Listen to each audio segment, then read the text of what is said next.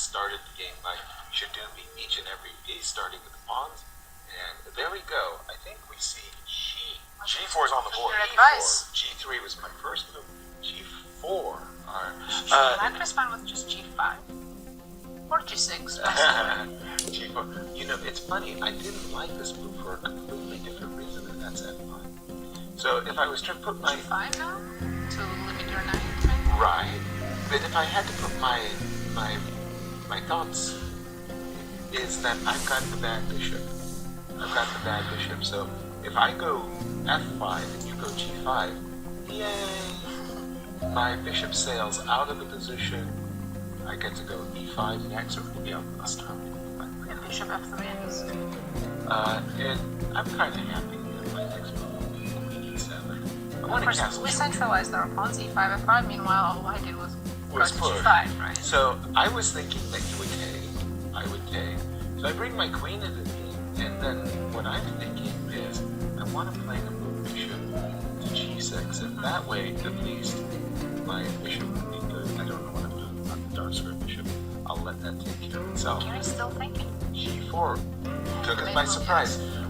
Bird's eye view of all the games for just a second. What caught your eye about the other? Right? This is unacceptable to be this frozen this soon in the game. Look at that clock. You only play 5 moves.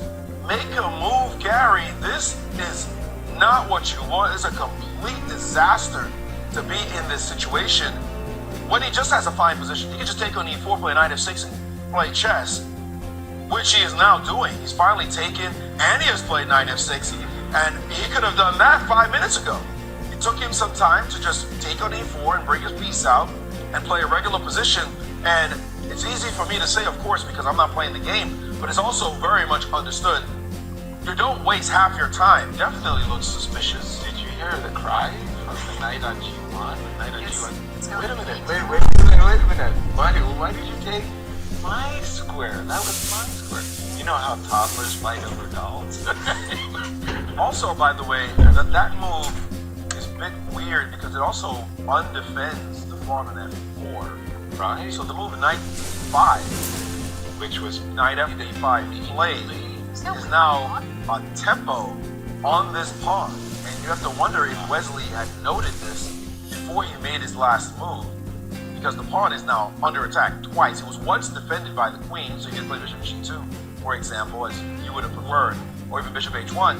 But this one, trick. I do have a trick. You have to, well, if you have to start playing the tricks. Well, no, I mean, I'm defending it tactically, sorry. Knight. Play bishop G3 instead. Okay, same idea. I've defended it tactically. That is to say. But some tactics are starting to emerge, by the way, and there it goes. The move knight to B4, threatening mate. I was about to say. Wait a minute. That's mate. Awkward. I can't even castle long and give you the A2. So we have to play rook A1. I have to play rook A1, which is not. Give up your castling rights for at least for that side of the board. It doesn't seem like you want to castle king side. But remember, we had talked about again, and it seems so irrelevant. Oh, what's the quickest mate? And we had all said the quickest.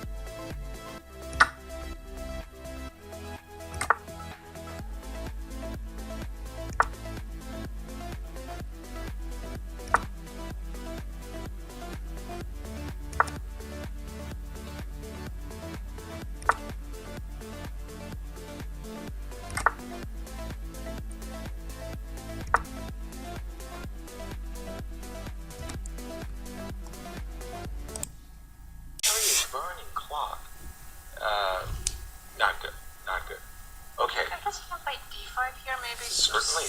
Block everything. First of all, I'm a little bit,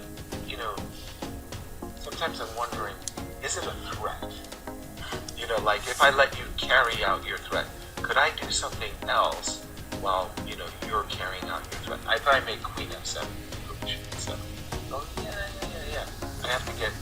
I can play rook to d7 as a prep move for castling.